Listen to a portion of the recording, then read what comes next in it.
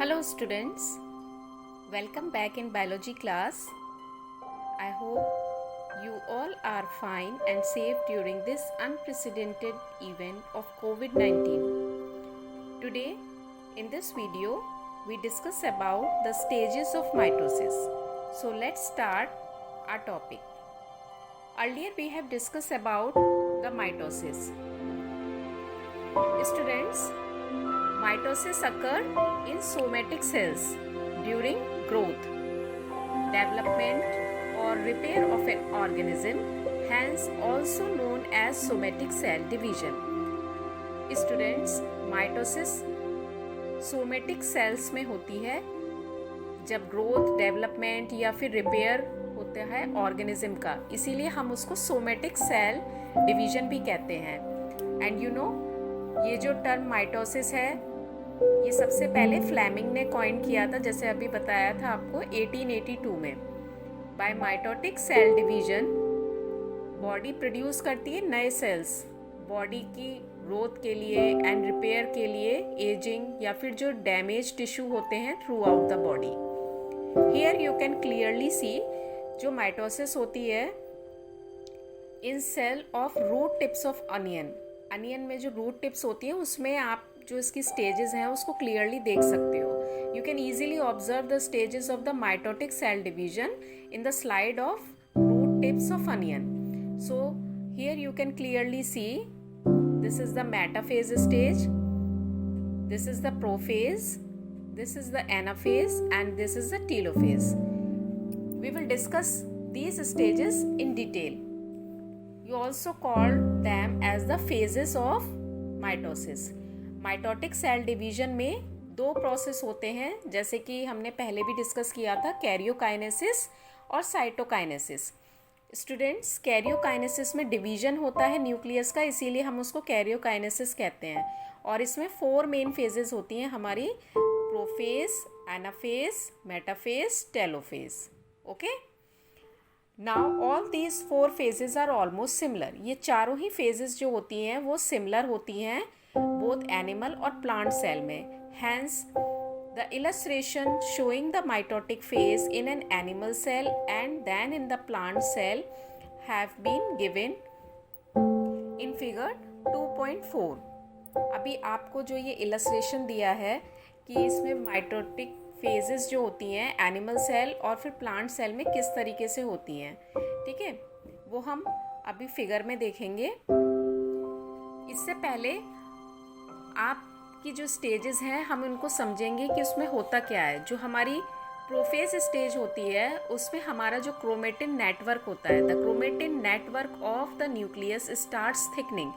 उसमें ये आपका जो न्यूक्लियस है वो थिक होना स्टार्ट होता है डिस्टिंक्टिव क्रोमोसोम्स में. मतलब उसमें क्रोमोसोम्स जो होते हैं वो आपके अलग अलग हो जाते हैं. यानी ये कौन सी स्टेज है हमारी? Prophase, this one.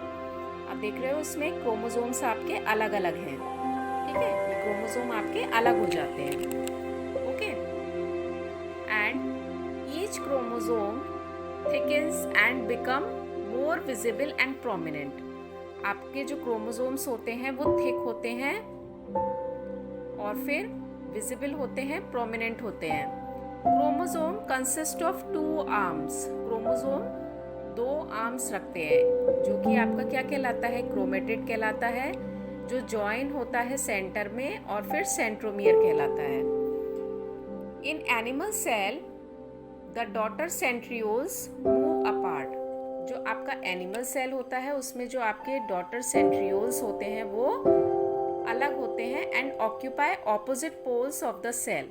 और वो ऑपोजिट पोल्स ऑक्यूपाई कर लेते हैं सेल के. Each centriole is surrounded by radiating rays. आपका जो सेंट्रियोल है वो सराउंड होता है रेडिएटिंग रेज, जिन रेज को हम बोलते हैं aster rays. Spindle fibres appear होना स्टार्ट होते हैं बिटवीन डॉटर सेंट्रियोल्स में. न्यूक्लियोलस डिसअपियर होने लगता है और फाइनली डिसअपियर हो जाता है जब प्रोफेज साइकिल की एंड होती है.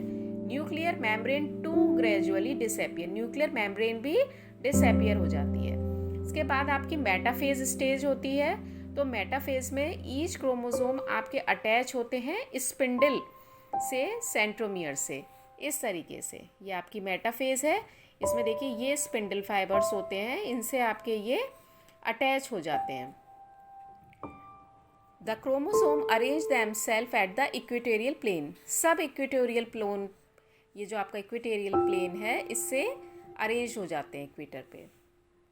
नेक्स्ट आपका एनाफेज होता है, जो सबसे शॉर्टेस्ट फेज होती है, यानी जो सेंट्रोमियर होते हैं वो अट्रैक्ट करते हैं टू क्रोमेटिड्स को, वो स्प्लिट होते हैं, और जो डॉटर क्रोमेटिड्स होते हैं they move to the opposite poles of the cell. ये ऑपोजिट पोल्स में चले जाते हैं, ठीक है, to the cell. This is the anaphase, सबसे छोटी फेज होती है ये। And chromosomes appear to be V shape, which is most important. यहाँ आप देख रहे हो ये आपको वी शेप के दिखाई दे रहे हैं सारे, ठीक है, ये वी शेप में सब नजर आते हैं, ठीक है। As centromere drag the arm, क्योंकि यहाँ पे ये पीछे की तरफ हटने लगता है chromosome towards the opposite pole. Last आपका टेलोफेज स्टेज होता है, जो कि एंड होता है polar migration of the daughter chromosome. ये मार्क है beginning of the telophase. Upon reaching the pole, pole की तरफ रीच होने पर क्रोमेटिड स्टार्ट करते हैं unwinding, forming the chromatin network. Nuclear membrane nucleolus reappear होती है दोबारा से around the respective daughter chromosome. Spindle fibre asters disappear होते हैं और सेंट्रियोल्स डुप्लीकेट हो जाते हैं। They are surrounded by centrosphere, again producing centrosome near each daughter nucleus. And nucleus reappear होता है and the two newly form daughter nuclei start increase in size. और जो आपका न्यूक्लियस रीअपीयर होता है उसमें दो जो नए आपके फॉर्म होते हैं डॉटर न्यूक्लियाई, वो साइज में इंक्रीज होना स्टार्ट करते हैं। तो टेलोफेज आपका एसेंशियली एक रिवर्स कहलाता है प्रोफेज का, ठीक है। This is your telophase stage. इसमें रीअपीयर होने लगती हैं चीज़ें, ठीक है। डिसअपीयर होते हैं आपके स्पिंडल फाइबर एस्टरेज, इसमें डिसअपीयर हो जाती हैं। न्यूक्लियस जो आपका है वो रीअपीयर हो जाता है, ठीक है। तो this is the telophase stage. Here you can clearly सी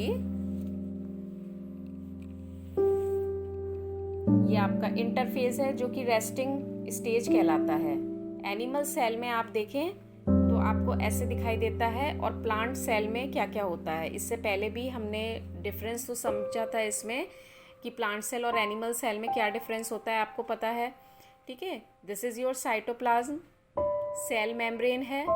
तो प्लांट सेल में आपको सेल वॉल मिलती है, ठीक है। क्रोमेटिन थ्रेड्स आपको एनिमल सेल में मिलेंगे। सेंट्रोसोम आपको एनिमल सेल में मिलेगा, जो आपको इधर प्लांट सेल में नहीं मिलेगा। न्यूक्लियर मेम्ब्रेन है, न्यूक्लियोलस है, न्यूक्लियोप्लाज्म, ठीक है, ये सब मिलकर आपका न्यूक्लियस बनाता है। तो न्यूक्लियस आपको दोनों में मिलेगा। अभी इधर आप प्रोफेज में आ जाइए तो देखिए यहाँ आपको एस्टरेज मिलेंगे, सेंट्रोमियर जो कि पॉइंट ऑफ अटैचमेंट है, न्यूक्लियस इसमें डिसअपीयर हो गया। क्रोमोसोम है, कंसिस्ट करते हैं, यानी प्रोफेज में chromosome consist of two sister chromatids, ये दो सिस्टर क्रोमेटिड्स होती हैं। इधर आप प्लांट सेल में आओगे तो इधर आपको कोई भी एस्टरेज नहीं मिलेगी। लेट प्रोफेज में आइए तो देखिए न्यूक्लियर मेम्ब्रेन डिसअपीयर हो गई, ओके, ये जो अंदर आपकी थी डिसअपीयर हो गई। स्पिंडल फाइबर की फॉर्मेशन स्टार्ट हो जाती है, जो कि यहाँ नहीं थी, बाद में स्टार्ट हो गई। स्पिंडल फाइबर की फॉर्मेशन आपको इधर प्लांट सेल में भी मिलेगी, और न्यूक्लियर मेम्ब्रेन इधर भी आपकी डिसअपीयर हो जाती है। मेटाफेज में आइए तो क्रोमोसोम्स आपके अलोंग लाई करेंगे इक्वेटोरियल जो प्लेन है सेल का, ठीक है, ये सब इक्वेटोरियल प्लेन पे आ जाते हैं in plant cell also. Then early anaphase, यहाँ सिस्टर क्रोमेटिड्स देखिए ऑपोजिट पोल्स पे मूव होना स्टार्ट हो जाते हैं in both the cases. And late anaphase, chromatids reach their respective pole. Chromatids जो होते हैं वो अपने रेस्पेक्टिव पोल पर पहुंचना स्टार्ट कर देते हैं, अलाइनमेंट हो जाता है, ठीक है। So these are the phases in case of mitosis. I hope अब आपकी ये समझ में आ गया होगा कि कौन सी स्टेजेस होती हैं माइटोसिस में। Rest part we will continue in the next video.